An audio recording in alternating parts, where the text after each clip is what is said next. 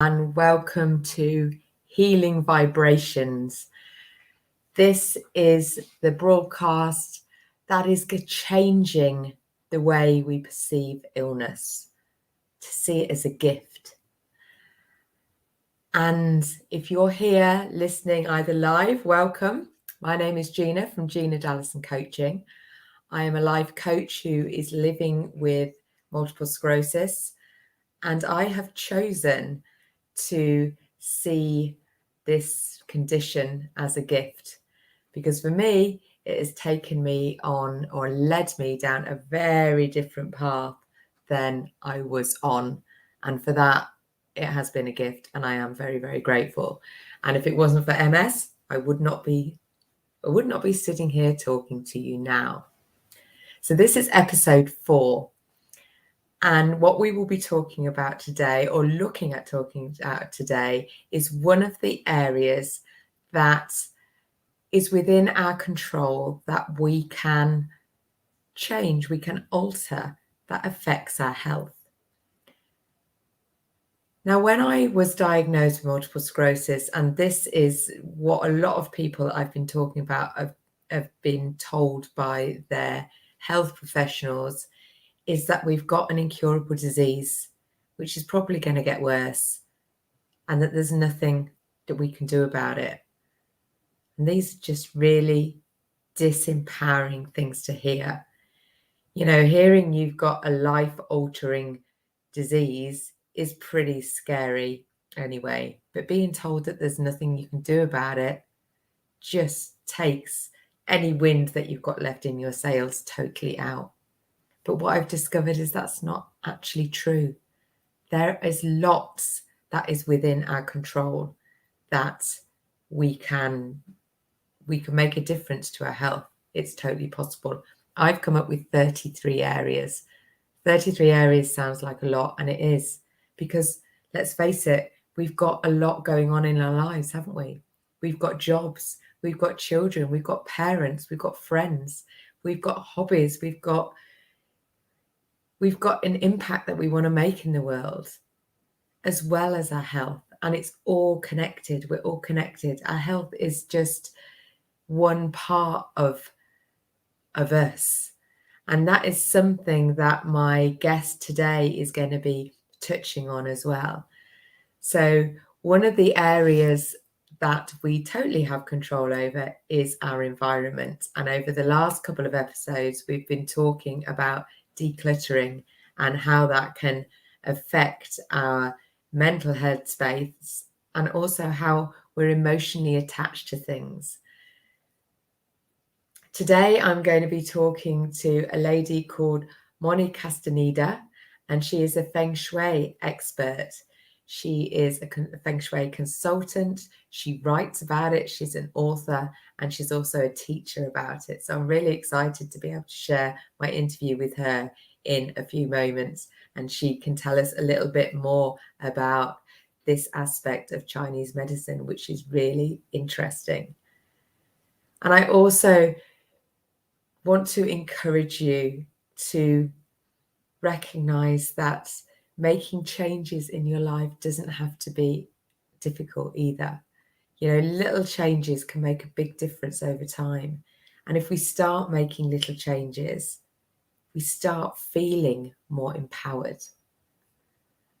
So what I'm going to be talking about towards the end of, well, after I've spoken to Moni and after we've shared about the environment and about Feng Shui, I'm going to be talking a little bit about beliefs and how that works. And then I'm going to end our session today with a little 5-10 minute meditation where we can calm our central nervous system, because when we're in stress, and quite often in this world that we're living in, we're in chronic stress, and that does not help. And that is another area that we can totally affect. And one of the ways that we can do that is by meditating. So I'm going to share with you meditation technique at the end. We here in the UK, it's quite late in the evening, so meditation will bring you nicely to go to bed and help you sleep. If it's daytime for you, if you're listening in daytime, then it's always a good time to meditate. just take 5 or 10 minutes to focus on your breath and calm yourself down. And it totally helps with how you feel. And how you feel helps with your health. You know, if you're happier, you're going to be healthier. There's two are sort of balance out each other, correlated to each other. But I would like to share with you now this lovely interview with Moni, who is going to tell us a little bit about this massive subject. So be prepared to get inspired and learn a little bit more. And if you have any questions or anything that you want to speak to Moni about, I will share with you here, if I can share that here. Yes, on the bottom of the thing here is her website, which is the 9 steps to fengshui.com. Okay, I shall share with you now. Enjoy, and I shall see you again shortly. Oh no, if I can do, I don't want to share my screen. I want to share the video. Now I will share.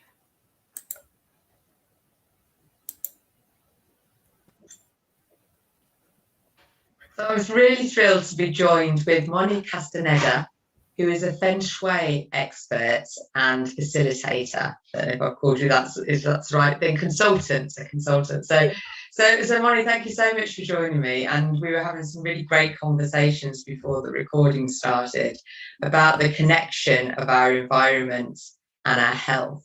So maybe if you could tell our audience a bit what you were telling me about the connections and what your experience is of environment and health. Sure. So in Feng Shui, we work with the Chinese and the Eastern 5 elements, right? And the 5 elements are related to health. So Feng Shui is actually one of the 5 branches of Chinese medicine. Another branch that you may be more familiar with is acupuncture. Another branch is Qigong. So they all use the same principles, and Feng Shui is a healing art. But as opposed to most alternative healing arts, Feng Shui works from the outside in instead of working from the inside out, right? Mm-hmm. And so in Feng Shui, there's a symbolic connection between different body parts and body systems and your health and certain systems and places in the home. And so, for example, anything that has to do with water in the home, your pipes, your faucet, that is all connected to the water element. And the water element is connected to the kidneys and the bladder and the bones and the ear, right? Yeah, that makes sense. Yeah. And so the electrical cables in your home, they're symbolically associated with the nerves, because they're sending also our brains those electrical signals through our nerves in order to so that you can have the energy to move all the different parts of your body. And so in the same way, electricity works like that in your home, right? You have these cables going through your home. And then at the end, you can have a light turn on, a lamp, a radio, a TV, a computer, and all these new gadgets that you have, right? So now we have wireless items, but they still have to be charged, right? They have to be connected to the electrical supply to be charged. So there's a lot of symbolic connections like that. And there's in Feng Shui, we subdivide the home into 9 life areas. So it's like you get your floor plan, you do a tic-tac-toe, and so you assign these 9 life areas, and you end up with 9 squares or 9 rectangles in the home. And each of those life areas is associated to one of the 5 elements. So there's repetition, right? Because there's 9 life areas and 5 elements. And those elements are associated with certain organs. And so in Feng Shui, when I'm in my consultations, when I'm working with a person that is struggling with a particular type of challenge in their health, we look at what life area where that life area is located in their home. And because there's one life area that is called health. Sorry, can I just, so does that mean everybody's home will have a different room as a different life area, depending on the grid? Exactly, because the layers of different homes are different, right? And so, for example, there's this life area called health, family, and community. And that one is located in the middle of the left wall of your home when you're looking at the home from the outside. So if you're standing across the street looking at your home, whatever's on the middle of that left wall, that is your health, family, and community midpoint. Now, for one home, that could be the kitchen. For another home, that could be the master bedroom. Okay. For another home, that could be the bathroom. So that's not good to have a bathroom, because if you think about health going down the toilet, right? But health is also expressed in the dining room, and also in any places where you eat.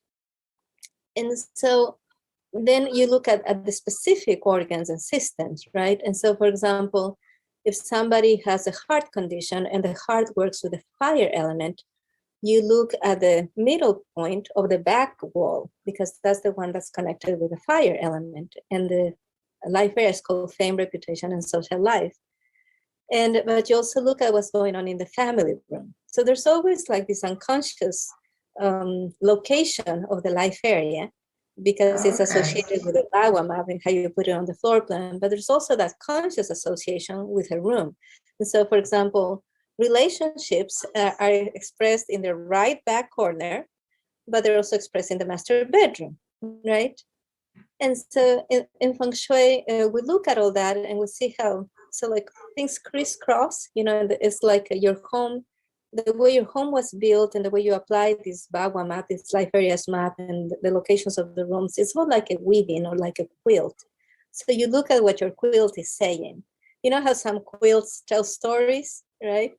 And so your home is like a quilt that tells a story. So in Feng Shui, we look at that quilt, we look at the story that is telling you, and we make modifications so that your home tells you a better story. There's an ancient Chinese proverb that goes like this: all the things in your home are talking to you. Make sure they have nice things to say. Interesting you say that. I've heard of that recently, and I think because environment is my focus of the month this month, and obviously that is a lot to do with your home. And we've been looking at decluttering, and that was a way. I don't know where I got that from, but by looking at an object and what is that object saying to you, and if it's not saying very nice things, or it's moaning at you in some way, then maybe it's time to get rid. Because right.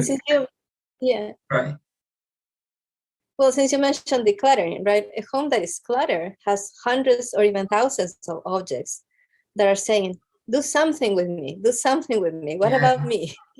I'm out of place. Do I really even belong here, right?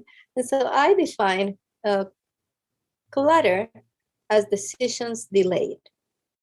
Every single item in your home that is causing clutter right now represents a decision you didn't make at a certain particular moment. I say looking around my desk thinking, yes, that's yeah.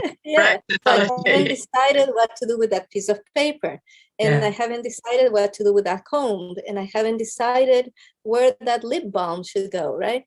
And so you look around, and so after a while, of not making decisions, these decisions accumulate. And I had looked up how many objects the average home has, and I thought it would be a number in the hundreds, right?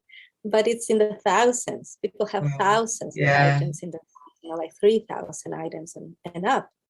And so when you don't organize things, and when you keep things in the home that don't really serve you, you are faced with a bunch of decisions that you haven't made.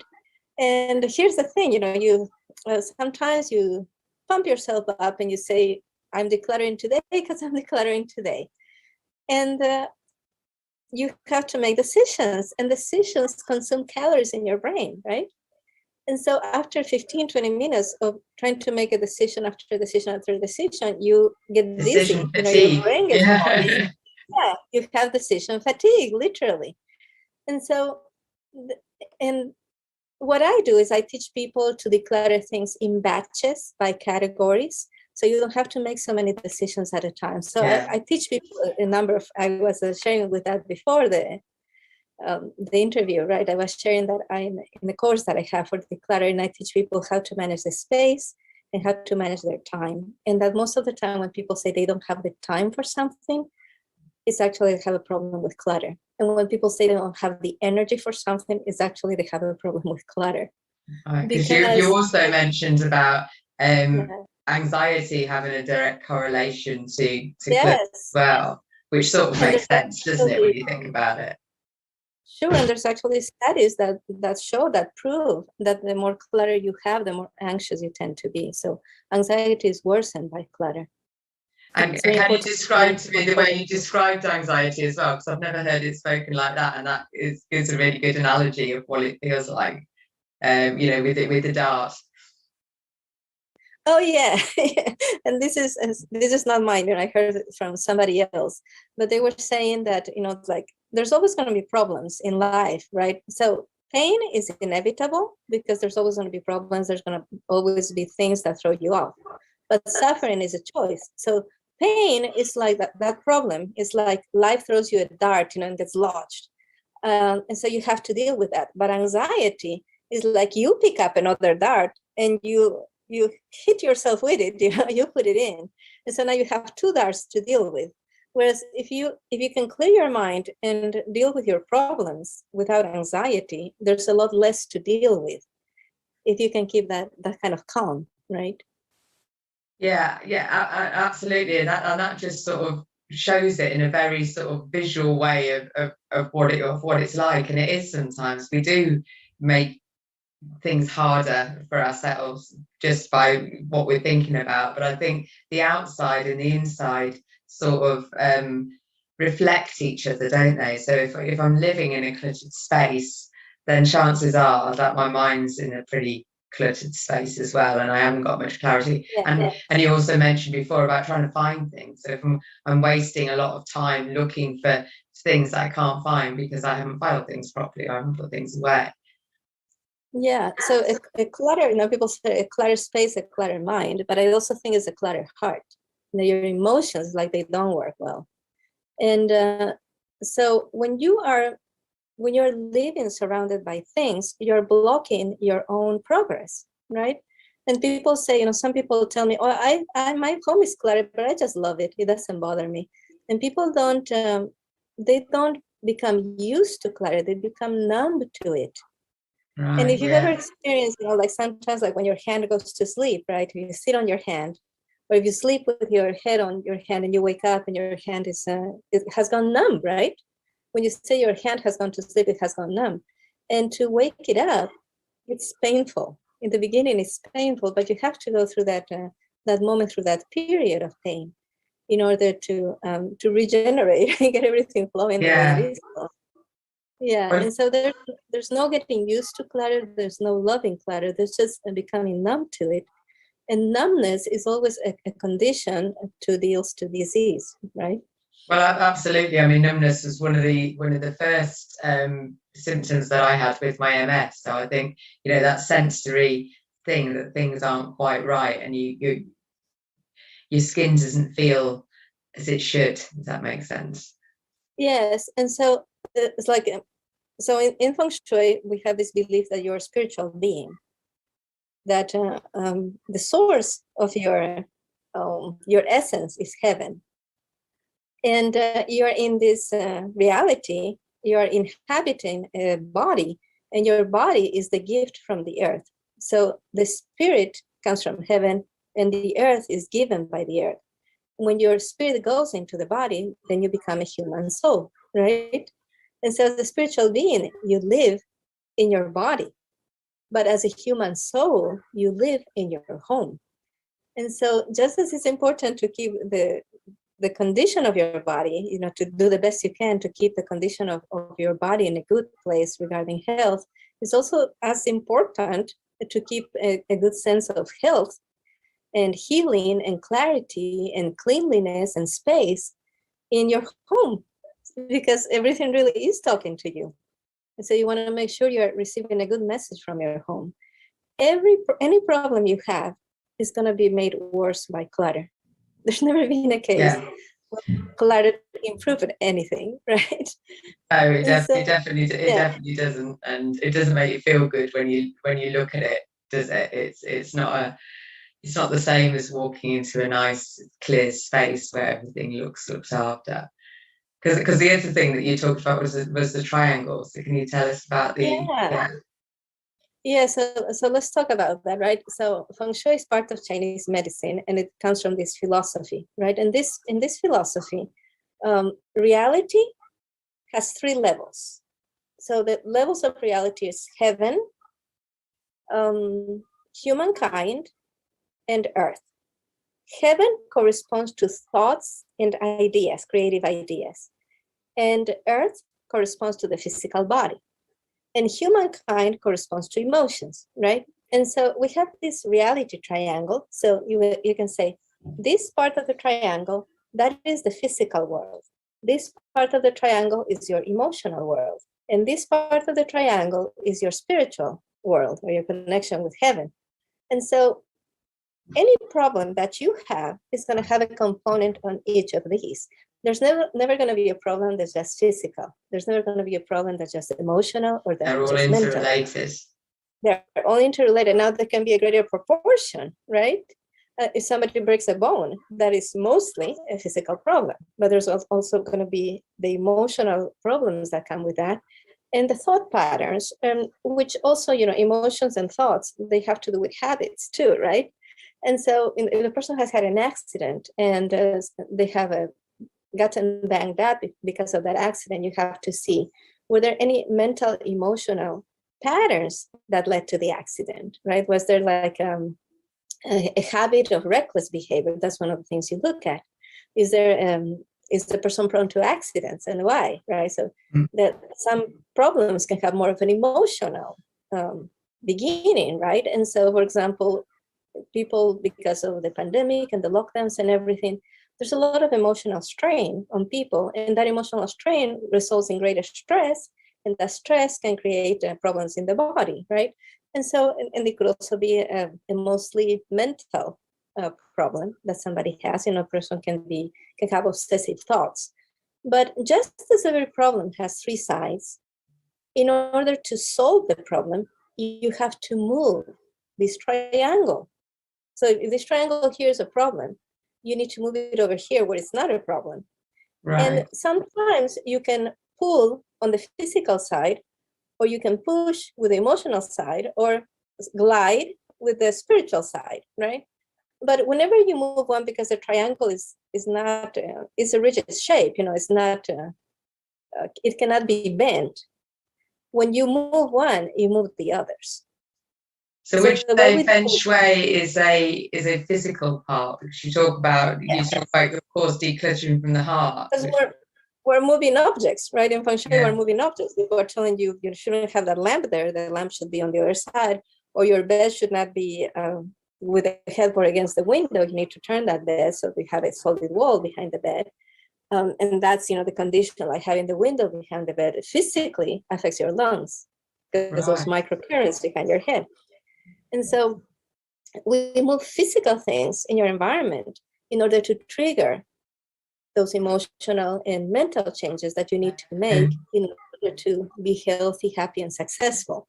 So when you're working with people, and do you suggest that they actually physically move things around their house? Then is that what they do? Yes. And do they notice? Sorry, do they notice then that emotion? We keep talking over each other. Sorry, you say. I think there's a little bit of a delay, and so while we're waiting for the one to talk, we're like, okay, then I should talk.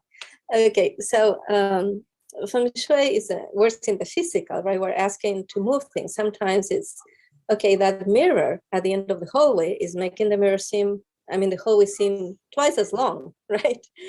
That's not good. But if you put it on the side of the hallway, then the hallway is twice as wide. That's a good thing, right?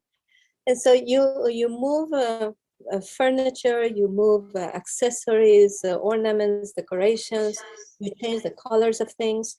But we always try to do, there's another principle of ancient Chinese medicine is less is more.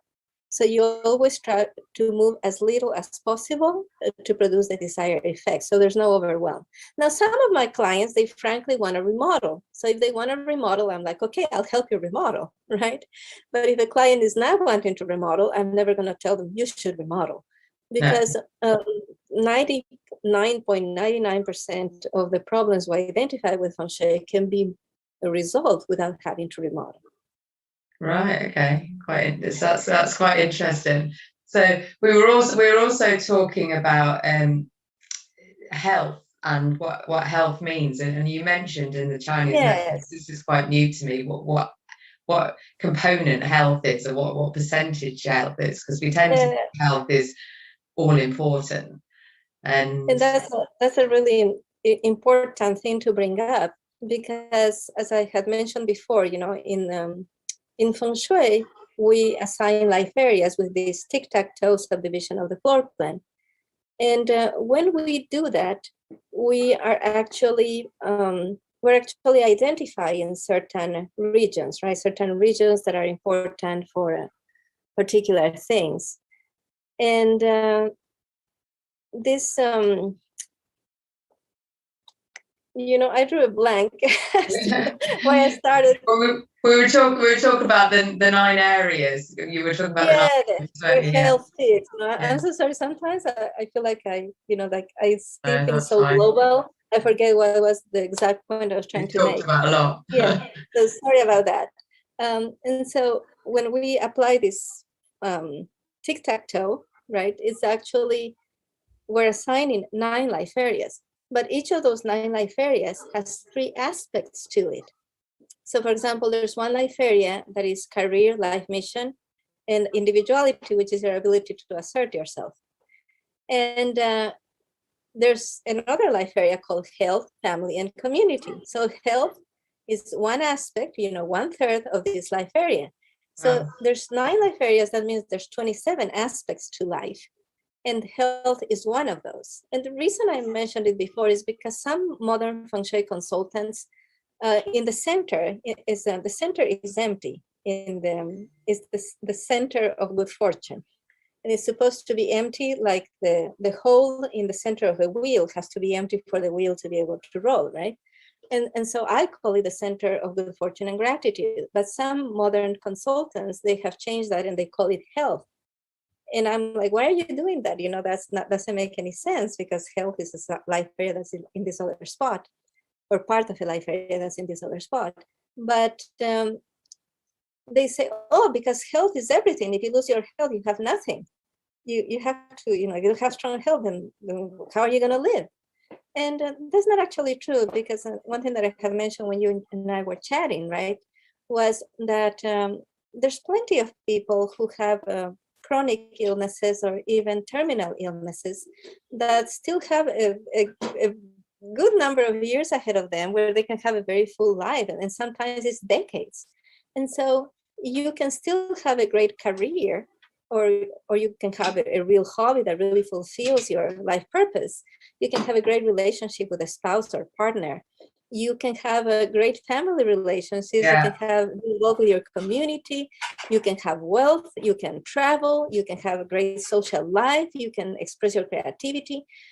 You can have a connection with heaven. And so life is full of so many things. And so health in Feng Shui is 1/27th of those.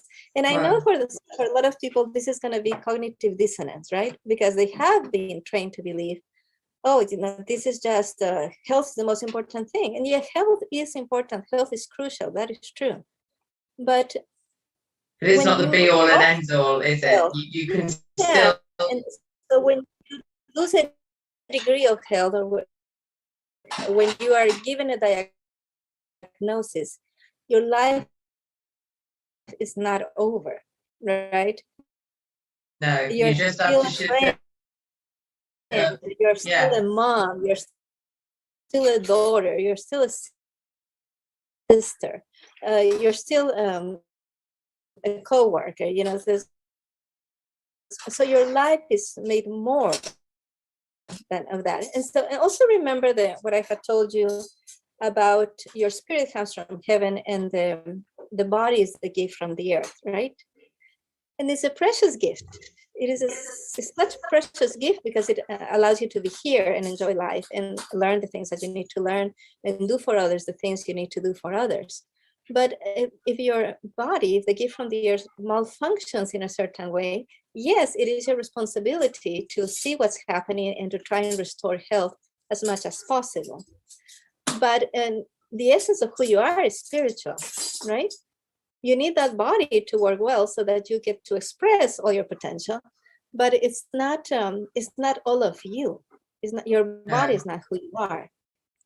It's no, and I'm really glad that we've sort of ended on that, really, because that's a lot of what I talk about and teach, and just want to express to people that because you've got a diagnosis and you can't do what maybe you used to be able to do, doesn't mean that your life is over. In fact, far from it, because there's so many different elements that you could explore, and actually by not being able to do something then opens up doors for you to do other things, because we can't do everything, can we? And I think it's also true for everybody, that as you age, there's going to be a loss of something, right? Mm-hmm. So you may not be able to run as fast as you could when you're 60 as compared to when you were 30, right? And there's going to be, like, for women, you know, like when you go through the change of life and there's a hormonal changes, your mind may not be as sharp as it was. You know, that doesn't mean you are less smart than what you were. You know, it means that you are taking your life at a different pace, that you're not, you know, trying to solve problems yourself, but you can actually see things with a global vision, with a global wisdom. And that appears to other people as like, she used to be a quicker wit. You know, now it takes her time to think through things and to make decisions, but that maybe it's not a loss, you know, maybe it's an adaptation to a different stage in life. But you're always gonna feel, you know, your vision, like that thing, I can't remember the name, you know, but where the small print, like the ingredients on bottles. Well, I swear they're getting smaller anyway, the small print on things. So. Yeah, that's true, right? And so you have to put things at a distance. So your eyes change, or your muscles change. Everybody, every single person, as they age, they're going to experience some restriction in terms of health, right? The very fact your skin is not as elastic as it used to be, you know, you start getting gray hair. And so if a person thinks in this way that 100% of life is their body and the optimum functioning of the body, that person is setting themselves up to be increasingly unhappy as years go by. You know? This is it. And it's, It's the mindset, isn't it? And see and shifting things. So the whole point of the podcast that I'm doing and the interviews that I'm doing is about shifting people's perception of illness, because illness doesn't have to be a bad thing. It is a chance to look at different things. And here we are having conversations about Feng Shui, which I never thought I'd be doing. And connecting with different ideas. And this is not to say that health is not important. It's not to say that you're not responsible for your health. And it's not to say that you shouldn't always do the best you can to keep yourself healthy, right? But you also have to put things into perspective. You know, when something happens, when you get a diagnosis, your life isn't over. There's many things that you're going to have to change, right? Your priorities may change, the way you relate to others may change, the number of hours you work may change, but your life isn't over. And one thing that I want to mention before, but I didn't, was another thing that we observe in Feng Shui is certain features in a home make people feel more fatigued. So that's one of the things we do. You know, we look at the home to make sure that the energy and the airflow are circulating through every room in the home, so that it doesn't get stagnant, because stagnation makes you feel fatigued, right? So you probably have experience, you know, like the less active you are, the more sluggish you get, and the harder it becomes to be active. And so you need to move the energy, you know, you need to move the chi in order to feel energized and to feel like you can go through your day without having to drag yourself and to force yourself to do things. And I was also sharing that when we had our private conversation before, I was sharing about a friend of mine who just passed on last year. You know, I knew for about 20 years. And when my husband was going through school, we lived in Iowa, and we lived in a trailer park. So we bought a trailer, you know, because we had cats and we couldn't find a place to rent. That they wanted the cats declawed, and we didn't want to declaw our cats, you know. So we bought a used mobile home in this really nice trailer park. You know, it was some of the probably the best neighborhood I have lived in, because people were so good, so cool. Yeah, so friendly. And she was a neighbor there, right? And she had for probably 40, 45 years, maybe even longer, the doctors, they said, okay, this has got to be a MS, but they could never diagnose her. But they said it was either MS or an MS-related condition. And she was like the cornerstone of the neighborhood. You know, she babysat for us. She pet sat for other neighbors. And she was just that neighbor that was always friendly and always loving. And people just come to visit her. And the teenagers and the kids in the neighborhood would come hang out with her because she was such a joy to be around. And I can't imagine our life, you know, during the 5 years that we lived in Iowa without her. And she was such a help, you know, she was such a support. And obviously, you know, she didn't have perfect health. She had trouble moving, you know, she had trouble going places. But it was such a lesson, you know, to see how full a person can be and how essential that person with this chronic condition can be to others. Yeah, thank you so much for sharing that story, because I think that's absolutely it. I think there's sometimes when I talk to people, they feel like because they're not able to do as much as they did before, or certainly not do it with as much speed and efficiency, that they feel somehow lesser or useless. And that story just goes to demonstrate that that's just not the case. We're not our bodies, are we? We're so much more than that. And if we can show that through, no matter what challenges our bodies are bringing to us, and bringing hope and inspiration, joy to other people, then that's pretty impressive. Yep. So I think in society, you know, where there's two narratives that are pushed constantly. And one of those is that you have to look a certain way to be worthy. And the other one is that you have to do to be worthy. So that your self-worth starts being measured in terms of how you look or how much you do. Yeah. And I think that is one of the things that are hardest, you know, when you feel that for whatever reason you need to slow down. Maybe it's not the slowing down that is the problem. Maybe it's the self-perception that you are less worthy as a person because you can't do as much. Yeah, that's certainly a good place to end, I think, because that's you've really given us something to think about. Because certainly one of my things that, you know, if my MS is teaching me anything, it's like I need to slow down, and I'm not very good at slowing down. So thanks for that, and thank you so much for sharing some of your wisdom and insights with, you know, your information about the Chinese medicine and all the different areas of our life, and how there's so much more to it than just one aspect. And if people wanted to learn more about what you do and get involved in, and maybe work with you in some way, how can they get hold of you? So I have a website, and it's 9stepstofengshui.com. And I know some people don't know how to spell feng shui. So I also have spacearrangement.com that forwards to my 9stepstofengshui.com website. So if you go to spacearrangement.com, you'll go to my website. There you can learn about the courses that I teach, the consultations that I offer, books that I have written. Wow. And so I also have a Facebook group. If you join my mailing list, you know, there's when you go to the website, my freebie is you can download a free life areas test and map that is actually going to show you how your life rolls. You know, like, remember I told I was talking about the different life areas and the aspects of the life area. So that's going to show you how you're doing. It's a really awesome self-assessment. Oh, cool. So I shall go and have a go. You will get an email with an invitation also to join my Facebook group, where it's the free Facebook group. It's private, and it's free, and you can learn a lot there. You can get access to articles and Q&A, and we do some really fun, easy to do challenges on how to improve different spaces in the home. Yeah, well, thank you so much. So I will share the links below when we go on Facebook, and when I and thank you so much for sharing your stuff with me. It's just been a joy. It's just been a joy meeting you. Thank you. Same here.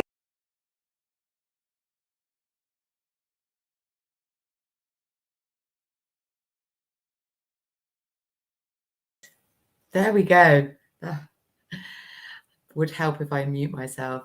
So that was Moni Castaneda, and her website, you can see. I couldn't get through on the other one that she said, so I would suggest if you want to go and look at her stuff, that's the one on that's going along the bottom of the screen here. So that's 9 steps to fengshui.com.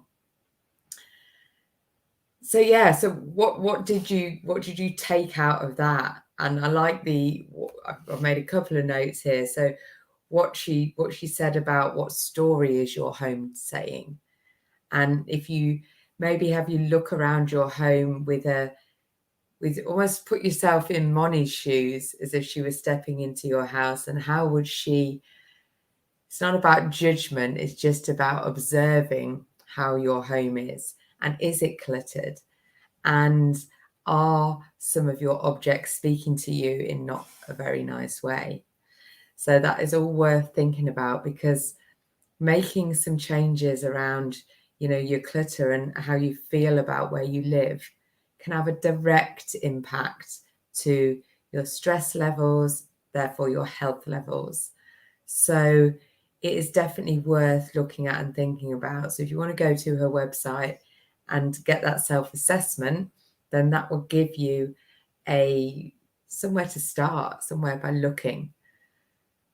But the environment is just part of it, and we're looking at lots of different areas. This isn't to overwhelm, it's just to recognize that actually we can affect ourselves quite considerably in many different areas, and it's possible to make little tiny changes, and it doesn't have to be hard work. It can be a lot of fun. I mean, rearranging your house can be lots of fun. And okay, if you're struggling with movement as I am, really, it's not necessarily easy to do it yourself. This is when you can engage your family, engage your friends. Don't be afraid to ask for help. People like to help. And you can, I'm planning a little painting party around here, because I won't be able to stand on chairs or ladders to paint things, but I have got some friends and I can cook. And even if you can't cook, you can order a takeaway. So it's an opportunity to get together and really enjoy, take the opportunity out of every situation. I've got my great coach, Helena Holrick, always says, her line is, what is the opportunity in this? So when something happens that is not what you would have liked it to be, like an illness, what is the opportunity? And the opportunity might be just to have some time to rest, because our lives are so busy, we don't necessarily always have time to rest. So look for the opportunity. If you want to feel better when when you've got an illness, it's about shifting your mindset and seeing if you can see the world through a different set of eyes. And that's really what I teach and what I show. I help people get to a place where they can see their lives through, a happy set of eyes, and feel happier about where they are. And when you start feeling happier, life becomes better. It really does. I mean, my situation right now is, I don't walk very well. It's I can get out with the dog with a little walk, but we don't walk very fast. I'm walking with 2 sticks, and I'm very tired when I get back, but I can still do it. And I get to do this. I get to talk about something that I'm passionate about, and hopefully inspires others to look through a different lens a little bit. I mean, as Moni said at the end of that interview, our self-worth tends to be about what we do and how we look. And actually we can shift that. It's just about how we are, how we show up in the world, how we respond to other people. Surely that's more important than things that we do. And a lot of the things that you do, when you look back on, I look at some of the jobs that I've done, And I think, God, nothing ever actually happened with that. I stressed about doing that particular job. And then when I wasn't there, nobody even noticed that I wasn't there anymore. So I think a lot of times we race around doing. And I'm a great one for doing. So it's not like I've got it all sussed out. But it is worth thinking about that actually being is more what it's about. And if we can learn to be more rather than do more, then we become happier. And I'm saying this to you now, and I've got to listen to my own advice as well. But it takes practice. And the meditation we're going to do in a little while will help you to get into your body and be, and just allow yourself to be. I also want to pull out of that interview when Moni talked about the decision fatigue and clutter being delayed decision making. And I'm looking at quite a lot of clutter on my desk, actually. Luckily, you can't see that. And it's just, what am I going to do with this bit of paper? What am I going to do with this book? What am I going to do with whatever it is? And we do get fatigued on decision making. We definitely do. That's why the likes of Steve Jobs and people high up don't want to make decisions about what they're going to wear every day. So he's just got the same outfit that he wore every single day. Apparently I read that somewhere, but it makes sense. It's like, I don't have to worry about what I'm going to wear, because that's another decision. Whether to get out of bed, that's another decision. We have a lot of decisions in our day that we've got to make. And this is why getting to grips on your beliefs, which segues me into our next broadcast, where we're going to focus on beliefs, because what you believe has a massive impact on your life in general.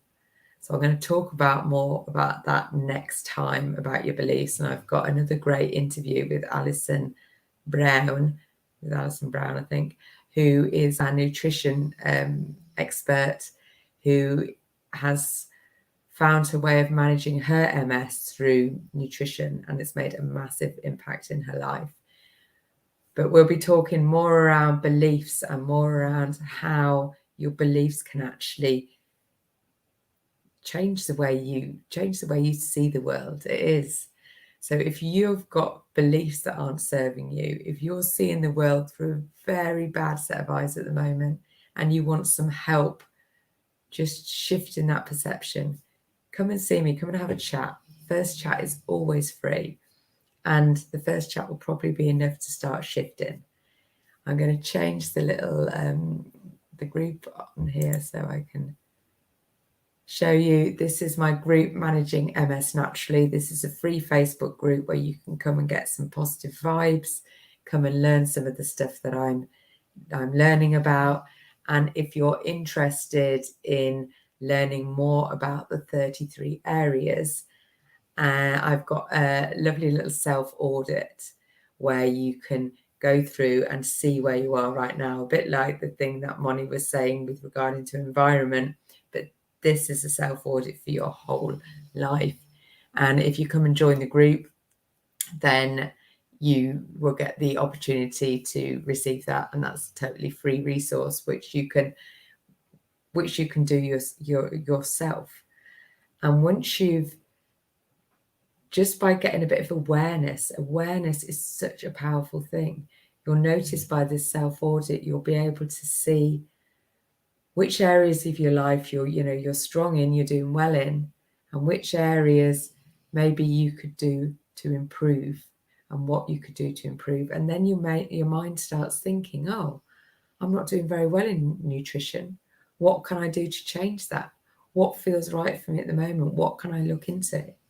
Oh, I can, go and get some help. I can read some books. I can do some research.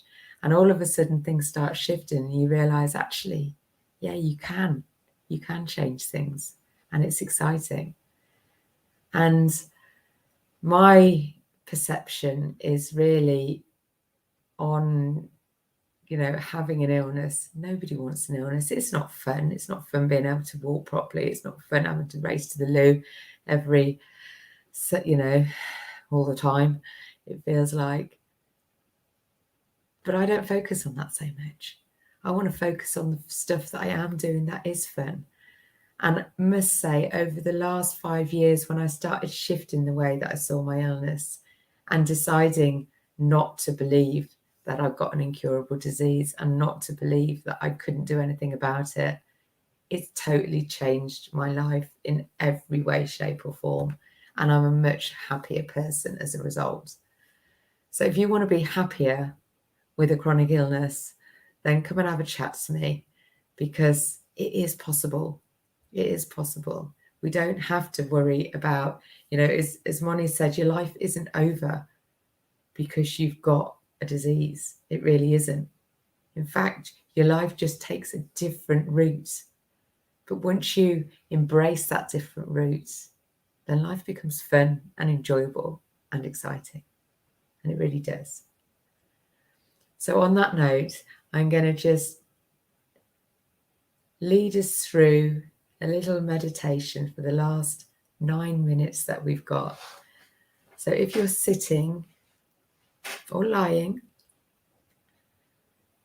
and it's safe to do so, then I invite you to close your eyes. Sit yourself comfortably or lie yourself down and just notice how your body is feeling on the furniture that you're sitting on.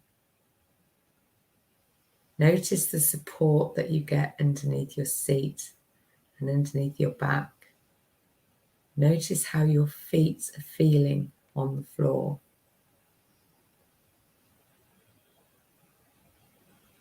Just be very still for a minute or two and notice where your body is trying to speak to you. You might feel tingling somewhere. You might feel a tickle somewhere. You might feel an ache or a pain. Just notice. Just observe.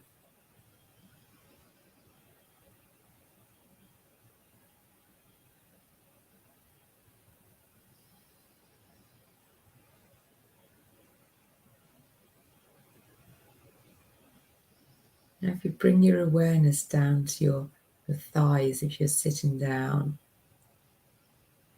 and consciously allow your thighs to relax. Thighs are big muscles, they do a lot of work. And even when you're sitting sometimes, they're not fully relaxed. Just allow them to relax.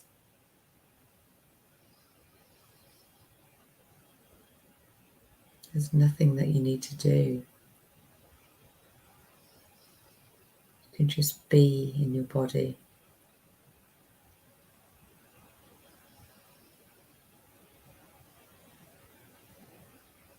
And that in itself is just a nice, mindful exercise that takes no time. But it takes a conscious act. And I think that's what meditation really is to me. The conscious act of being.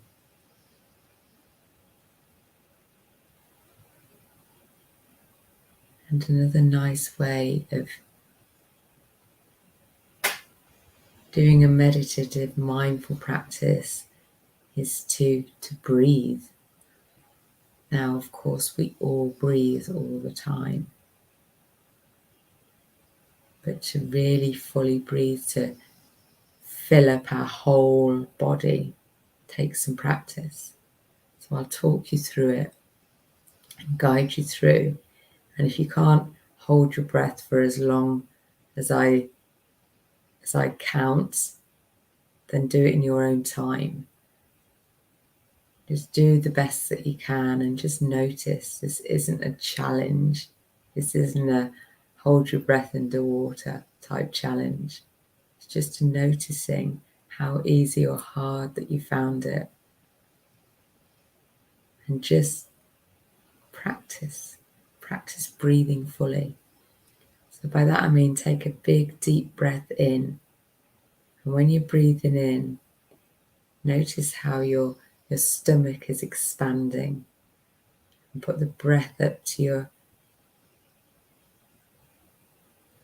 chest as well, and your lungs. Your lungs are filling up. But what happens when your lungs fill up? They sort of push down because your ribs are in the way. So they push down, and so your stomach reaches out. So as you're breathing in, just notice your stomach expanding and then your chest expanding. And then when you fill up as much as you can fill up, hold your breath for as long as you can hold your breath. I try to count to 4. And if you can't last that long, then just let the breath go and start again. When you count it to 4, then gently release the breath. Rather than do it gently. Gently allow the breath to go. And when you allow the breath to go, imagine your stomach shrinking inwards, and you're pulling your stomach and your pelvic floors inwards and squeezing all the air out of you. And then hold the breath out for 4. And then slowly bring it back in. And if 4's too much, do it for 3 or 2. And if you can do 4 easily, do it for 5 or 6. So I'll just count some rounds of 4 with you. So nice big deep breath in. 2, 3, 4. Hold. 2, 3, 4. Gently release. 3, 4. Hold. 2, 3, 4. In. 2, 3, 4. Hold. 2, 3, 4. Release. 2, 3, 4. Hold. 2, 3, 4. Breathe in. 2, 3, 4. Hold. 2, 3, 4. And this time just gently release your breath and allow your breath to resume to however it wants to resume. And observe what it's doing. And how did you find that? By practicing breath work, it helps calm our nervous system. And our nervous system is key to relieving stress. And stress is such a big player in any illnesses and any symptoms that you're experiencing. So this is a really, really simple exercise that anybody can do anywhere. You know, you can do it in the car, you can do it when you're waiting at the shop, you can do it when you're walking the dog even. You can do it anywhere. I would really encourage you to take that up as a practice. You know, mark yourself on your phone 3 times a day, once in the morning, once around lunchtime, and once before you go to bed. And you will start noticing that you're feeling a bit calmer. It's a really, really good stress relief, and anybody can do it. Once you start making these little practices, it doesn't take long for you to start seeing the benefit. And once you start seeing the benefit, you start feeling happier. And then you feel healthier. You really do. So thank you for listening. And let me know how you got on with your breathing. If you need any help with feeling happier, if you want to get in touch in any way, I'm on Facebook. My name is Gina Dallison. Namaste.